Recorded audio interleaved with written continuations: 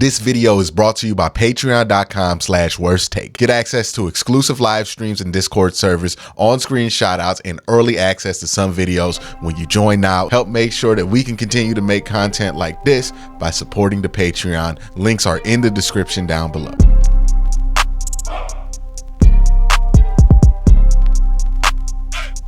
It's playoff time. It's time to get a peek into the building. So I'm going to bring in somebody who has a peek into the building more so than not. Cam Justice. She works for News 5, covers the Cleveland Browns.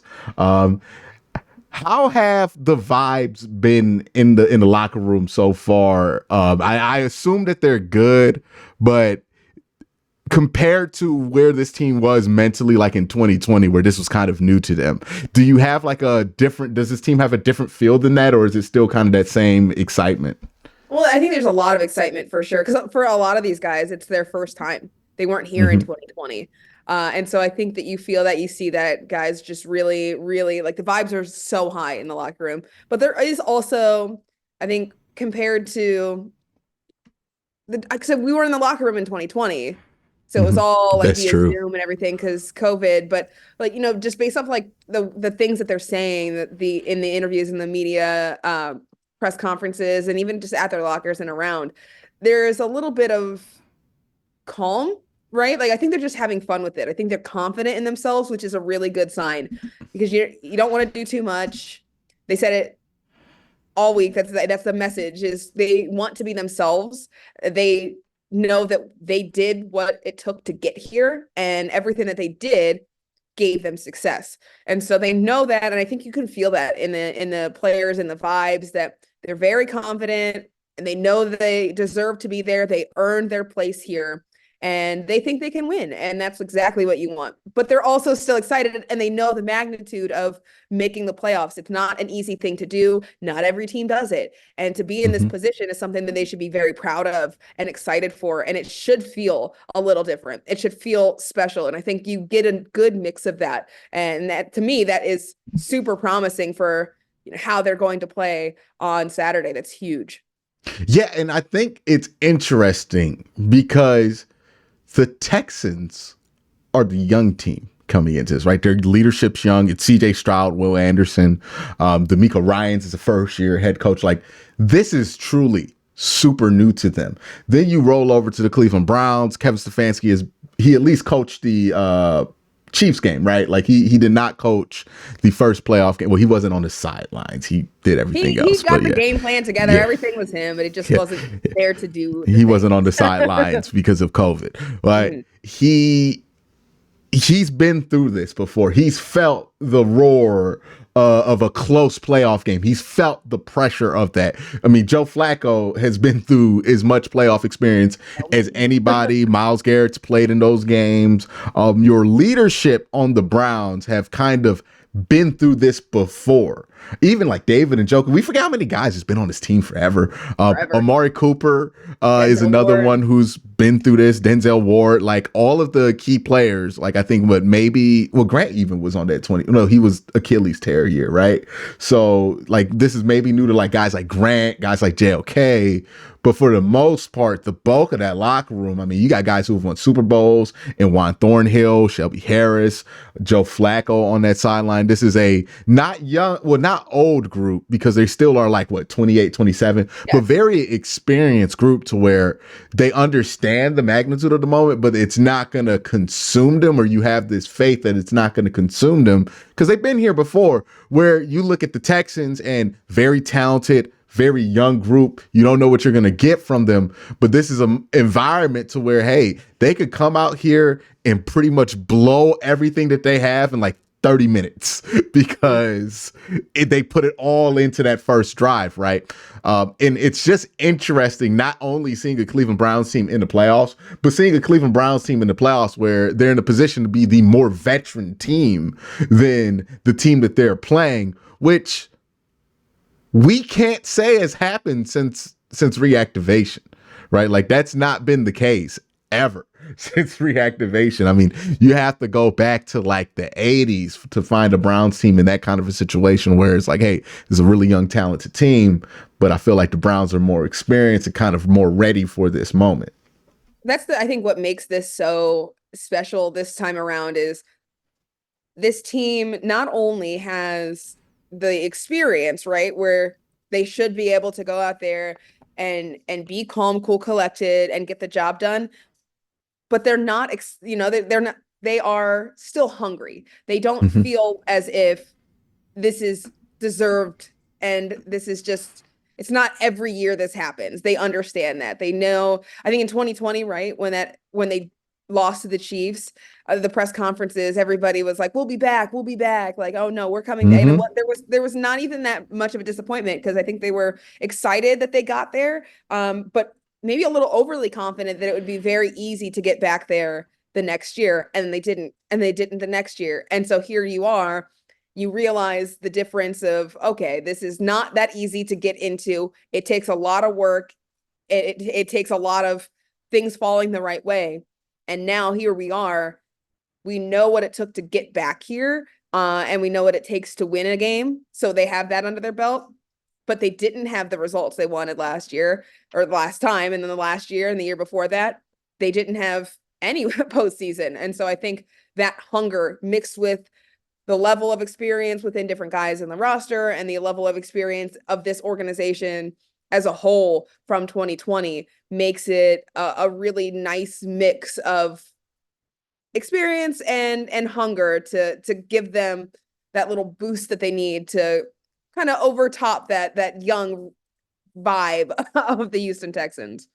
Yeah, and it's like they understand, okay, if this game gets to this point, we can't mess around. Like that's been what the Browns have done all year that they haven't done in previous years, where it's like, oh, we're up 14, let's relax. Oh, we're doing this, let's relax. There's never been that sense of urgency. One of the things I thought was really like key and told you how different the culture is of this team than what's been in years past is, okay, they go up 30 on the Texans. They put in the backups, and the backups give up 2 touchdowns. And you see the starters yelling at the backups like, hey, hold on now. Like, y'all got to take care of this. And then you see the starters come back and just completely like wipe out whatever run that the Texans were trying to go on. And it was like, okay, the guys who know, like that was the guys who know being like, y'all aren't ready. To the young guys, basically like, you don't understand what this is. You can't play around here. This is the time of the game where you got to take over. And I think that this is a team that kind of understands it. We talk about knowing how to win or knowing when to win. It's kind of knowing, okay, this is an important part of the game because you've been through all of these games and you're like, okay, against Baltimore, you go down 14, well, 17 or 14 in the fourth quarter. And the guys on offense, Deshaun Watson, Amari Cooper, Elijah Moore, they know we need to score now. Like, not just now, quick. We need a 2-minute score. And they get a 2-minute score. Mm-hmm. And then they come back on defense, and the defense is like, hey, man, we need a turnover, right? And they get the turnover, and all of a sudden the game's tied, and they go, okay, we need a nice long drive now, right? Like knowing, okay, when I can take advantage, what your roadmaps to victory are, and knowing when you can't, like I call it catching your bus to win the game, right? Like there's that train that comes to town, and it doesn't always come on time, but you got to take it. And if you don't take that train, you're going to be left waiting until the next one comes, and the next one might never come. And I think that's what this team has figured out is like, okay, that bus is here. Let's get in it. Like they don't really waste that time. And I think that's why there's such a better team now because of it. Pretty good shot. What about the long-term prognosis for Dustin Hopkins? Do you think it's time for the Browns to just start to get the reality in that they're just not going to have him for the rest of the run here? Or do you think this is something where it could happen maybe next week if you advance?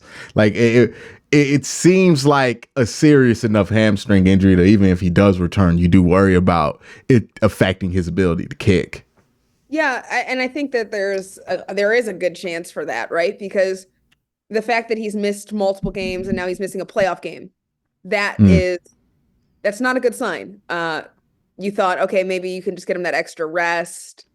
He'll probably be fine. That's kind of the thought. It's a hamstring, so those can linger. But I do think that being a hamstring as a kicker it's not as simple as it's starting to feel a little better. If you are tight at all, if there's any kind of soreness, the way that you are able to operate is just, it's not going to be effective. You can't trust your plant foot, or you can't trust the direction that you want to hit that ball, because like if anything is tight, if anything feels uncomfortable, you aren't going to be able to execute. It's the same way as the quarterback situation we talked about all year with the shoulder. The throwing shoulder changes everything for a quarterback. That injury, it's not just a shoulder injury, it's the throwing shoulder. So for a kicker to have a hamstring injury, that's not good. And so I think that we're in a position where it is a lingering injury like it normally is. But as the kicker of the Cleveland Browns, you can't risk him going out there and shanking a kick because something tightened up. And so I do think the fact that he was unlikely for this playoff game is not a great sign. But again, unlikely isn't definitively ruled out. So that is a step in the right direction. He's not been just totally ruled out.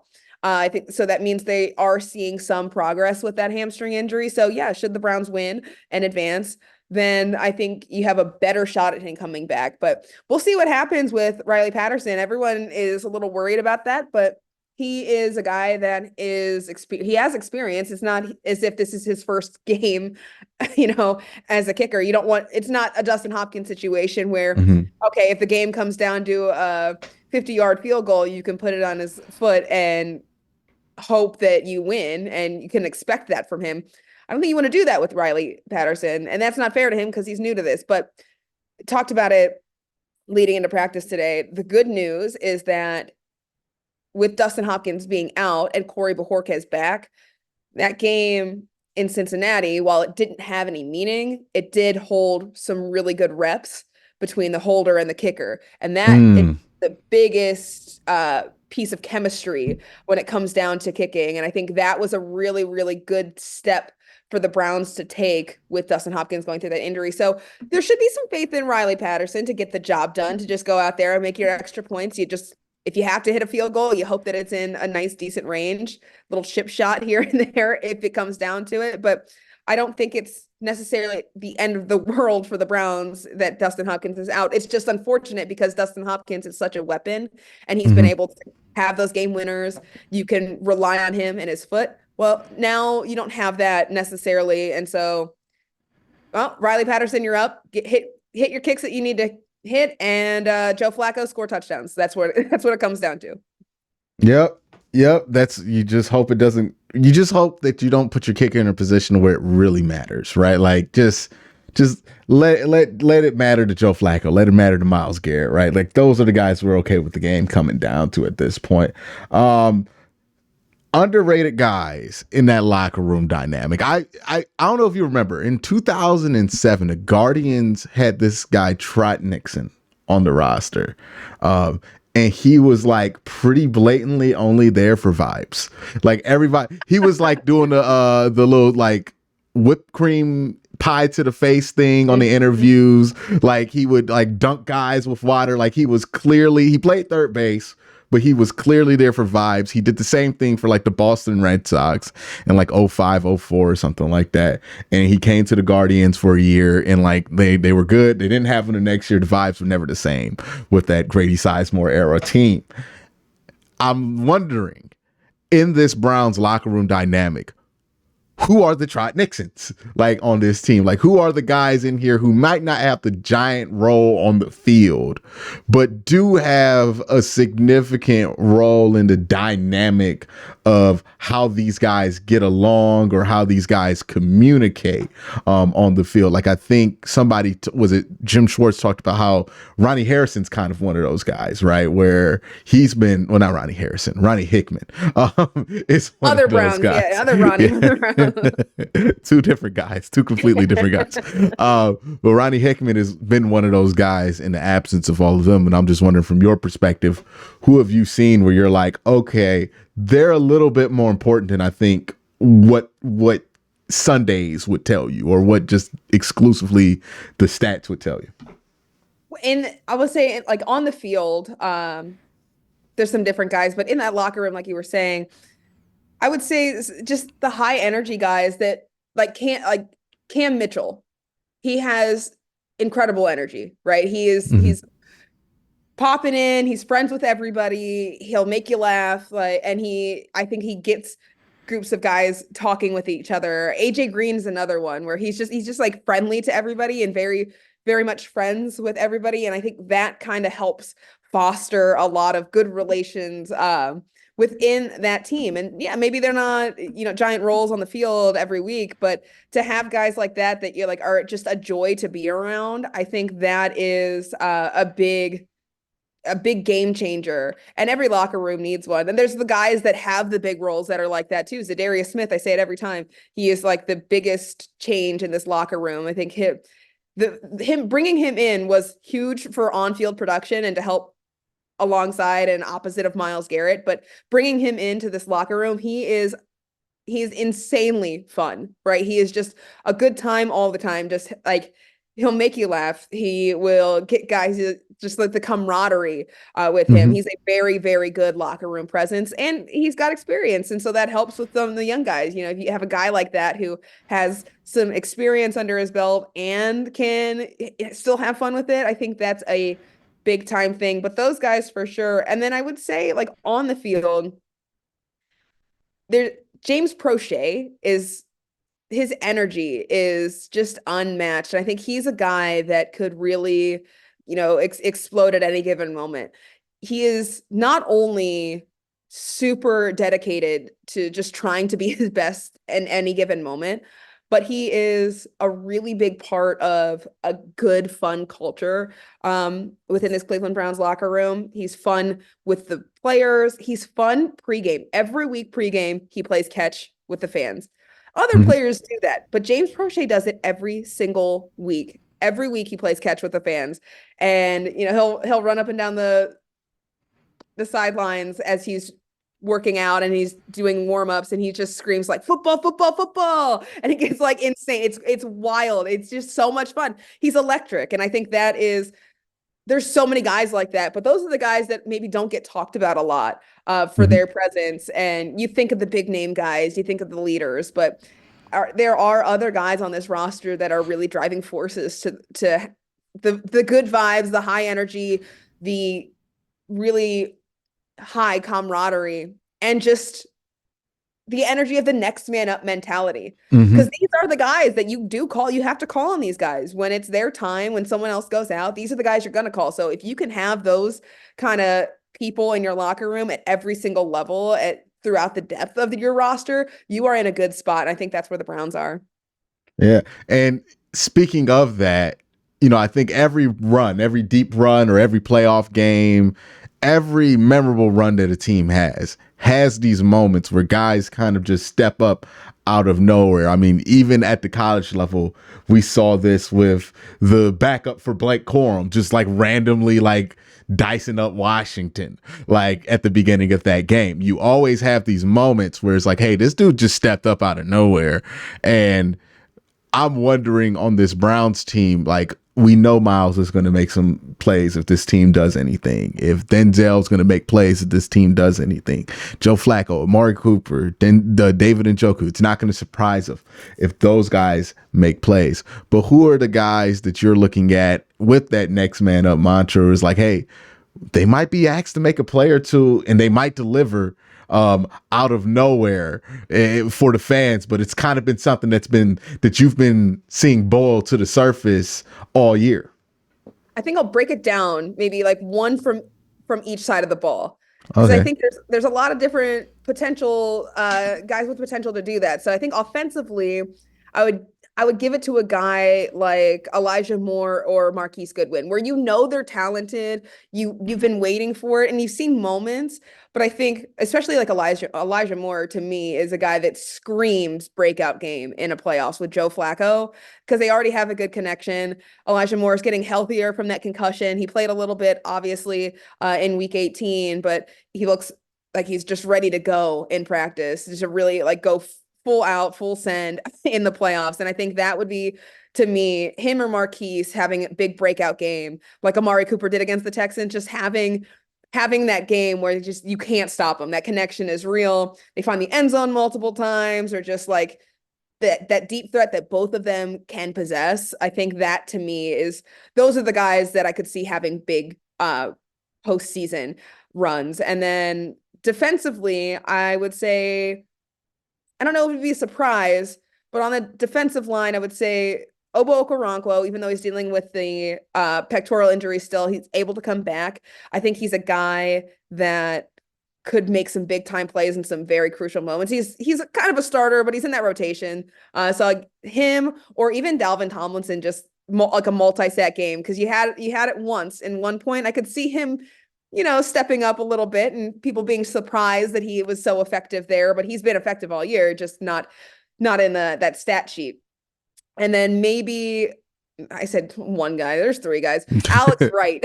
Alex Wright is like the step up, next man up kind of guy because he's done it when he needed to when Obo was out, right? And the past several weeks, like he's just really been a star for the Browns. He makes plays when they matter. He is disruptive with the quarterback. I think this would be his moment to do it again and do it on a platform that matters. I think that like the regular season obviously matters, but nothing matters like the playoffs. And I think this would be a nice little surprise. And then special teams. I'll go special teams. Two guys because I can't just pick one. James Prochet, because I said him before in the return game, he's waiting for a breakout return. Like it's got to happen. Mm-hmm. I feel like just making a good decision and making a good read and having a good block. That's all it takes for him to have just a really solid return. I think that's building in him. So him and then Corey Bojorquez, because people know that he's been good all year, but I think it could come down to really good field position, right? If he like pins them inside the 10 in a crucial moment, and that changes how they have to approach something. I think a Corey Bojorquez punt, well, you don't want to punt. The ability for him to shift the playing field in that way, I think would be one of those, oh, okay, he's a game changer for this team when it matters most. So those are my, like, I named like 10 guys. Those are the guys that I'm looking for to have breakout moments. That's not what you asked, but that's what I gave you anyway. I'll give you three. I think there's one on offense, Kareem Hunt. I think he has one more Kareem Hunt game in him. Like, I don't know if he gives you four of them, but I think he's good for one of them. And this Browns team desperately need, like, I think he'll be pretty pivotal if this team can play well in this opening round game. I think also on the defensive side of the ball, I'm stuck between two, so I'll just say them both. I really do believe, especially this week, if you get out of Houston with the victory, I think Ronnie Hickman or DeAnthony Bell is going to make a incredible play for you to get there. Like, I think one of those, they just both have such a nose for the football, and CJ Stroud has not been super comfortable throwing the ball quickly, which makes me feel like you might be able to get a lot of tip balls. And somebody's going to have to come up behind and make a play on one of those tip balls to get an interception. And I feel like DeAnthony Bell and Ronnie Hickman just have such a nose for that football that they're going to make that play.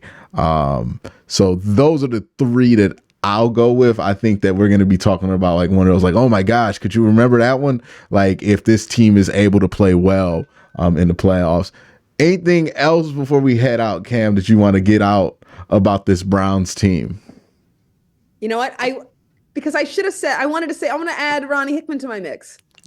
Anthony Bell is incredible. He's been making plays like when his number's called, he's been that next man up for a long time. So like props to him. That interception was insane. But yeah, Ronnie Hickman is both of them undrafted free agents, making names for themselves, taking opportunities when they got them, and I don't know, that their storyline is amazing. So I want to second that. I'll add them to my 10, make 12 guys. They should have standout moments, but. No, I think about this team is just like this is a special year. This is a special roster. You want this team, no matter what happens, you want this team to bring back as many of these guys as you can. And the reality is not everybody's going to be back next year, but if you can keep some of these guys that you brought in, if you can find ways to do it, I think this is the best locker room that I've seen in a really long time across any of the sports that I've covered. Like this is a really, really good team. Just not just in terms of the success that they've been able to have in the game, but in the way that they are with each other, the way that they've rallied around the chaoticness that this year has had. And I think that's a really, really cool thing. And so I'm hoping as many guys come back as possible next year. And I hope they're around to watch for 4 games in the postseason. So here's to that. But last one, Kevin Stefanski's the coach of the year. I said it before on your show, so I'm going to use my time on your show again to say, I to told push you the so, agenda. I told you so, I told you so. Not Yeah, you, it's Quincy. I think you crazy. were on my People, side. no, it's crazy that people were like really pushing for him to get fired at a certain point. Like this team has not been under 500 all season. It's not like they came back from like, oh, they started 2-4 and they were never under. Like it's one of the things that like since so many people have caught on late nationally, they have assumed that the Browns stunk at some point during this season. So like the way the Browns get painted is as if like they were like 4-12 before Joe Flacco joined the team.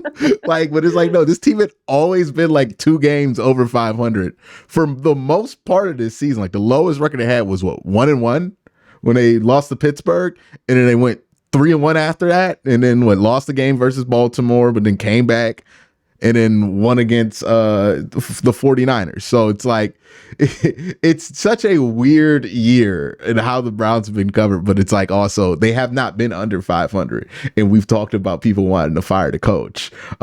Even after they beat the San Francisco 49ers with Philip J. Walker, who, by the way, they don't even want being the backup to Joe Flacco at this point over Kyle Trask, who we saw what he did. Like it's a remarkable feat that Kevin's been able to get through this. But I thought this was a really important year for the Cleveland Browns as an organization because they had to make the playoffs in order to make sure that nothing ridiculous happened at the top, right? Yes. Like make sure nobody got fired that wasn't supposed to get fired. Nobody got traded that wasn't supposed to get traded. Like this season, they just needed to get to the playoffs just so you can make sure that you lock what you have in place. Because I do think Andrew Berry is a very talented and very good general manager. And I think the league thinks that because every year, everybody is getting interviewed, right? Christina, is it Rishi?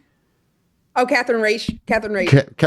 Catherine Raish has gotten an interview. To say another assistant in the front office is getting interviews right now. Yep. Yeah, so it's like the Browns have, around the league, at least between the decision makers, they are a team that people are like, no, we need to do what they're doing. They're ahead of the curve on some of this stuff. And we've been saying this stuff for like 3 years. By the way, it's finally good to be able to say this stuff and not be looked at as crazy outside of Cleveland.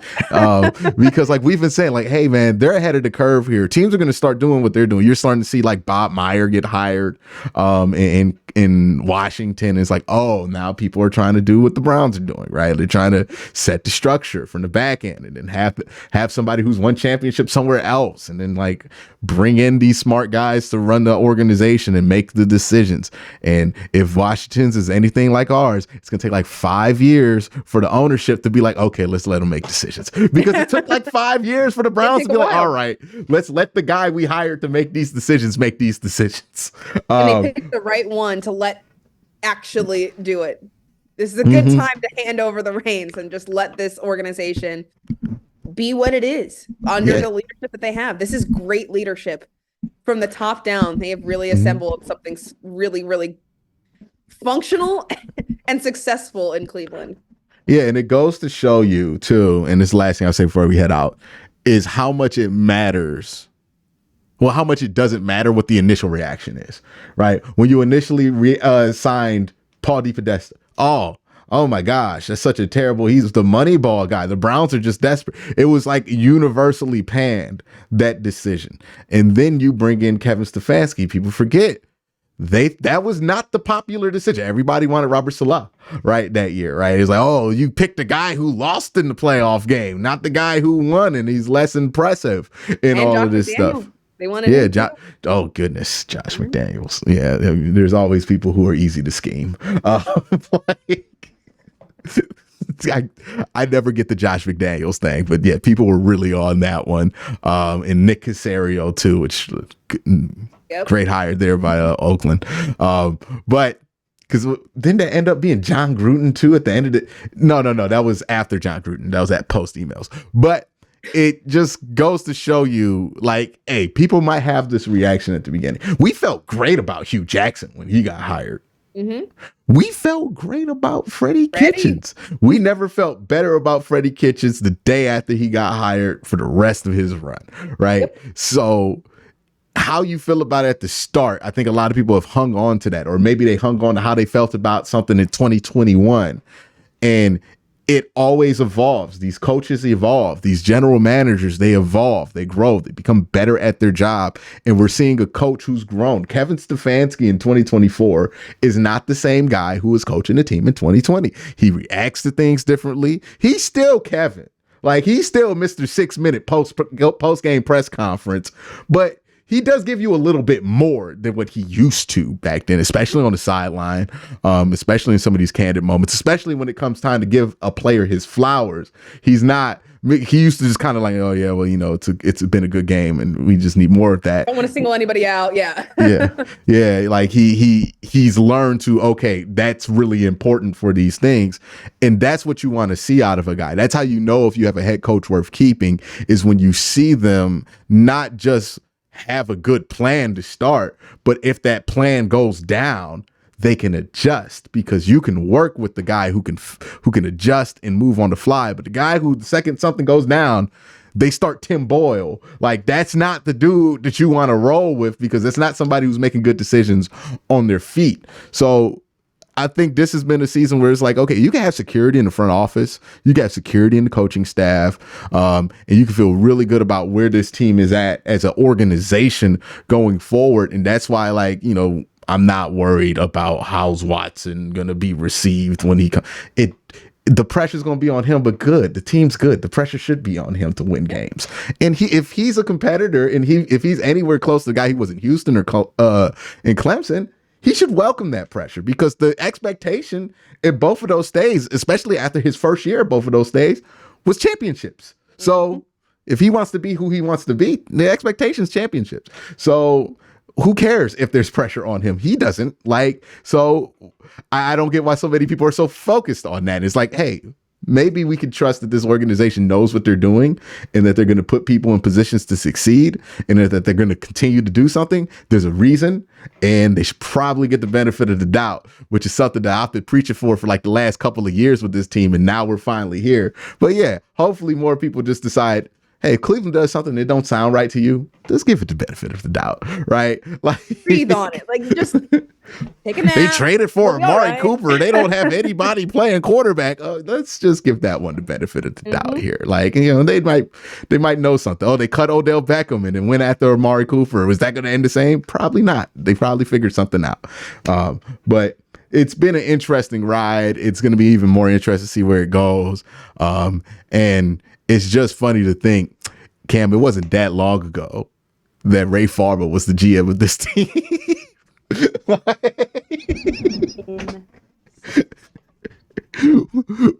Where we were hardballing Mitchell Schwartz. It feels like a lifetime ago based off of where this team has gone. But you're right, it was not that long ago. I don't remember anything. I choose to not remember anything from the era of Cleveland Browns history where we had Cleveland on the chest of the jersey. Like, those uniforms will never be brought back, even as that's how I know I have gotten old, Cam. The day that they bring back those jerseys, and it's like, oh, like how the Tampa Bay Buccaneers oh, look at the creamsicles, we're gonna bring them back. Yeah, Cleveland on the chest. Yeah, if they bring that one back, I'm like, existed. Oh, I'm old, because who is nostalgic for that? The era of pain. The era of pain. And they're such ugly uniforms, Cam, that they will be brought back as throwbacks one day. Like, it's like what was the one Cavs jersey they had that was like extraordinarily crazy? No, the electric swoosh, right? Where at the time Yeah. people hated that jersey, but now we're like, oh, we need to bring the electric swoosh back. Like in 20 years, we're gonna be like, they're gonna be like a whole generation of younger fans are gonna be like, yeah, man, we need to bring back those orange jerseys with the Cleveland on the chest. Like, and we're just gonna be sitting here like, I We'll don't be the ever old want to heads think like, of don't do Deshaun it. Kaiser Don't do ever it. again. Like, we gonna see Isaiah Crowell in our nightmares. Like, it's we good on that, man. Like, that's how I know The I will have gotten flashbacks old. are happening Yep. right now. But thank you guys for watching. Everybody have a great day. Have an even better night. Peace.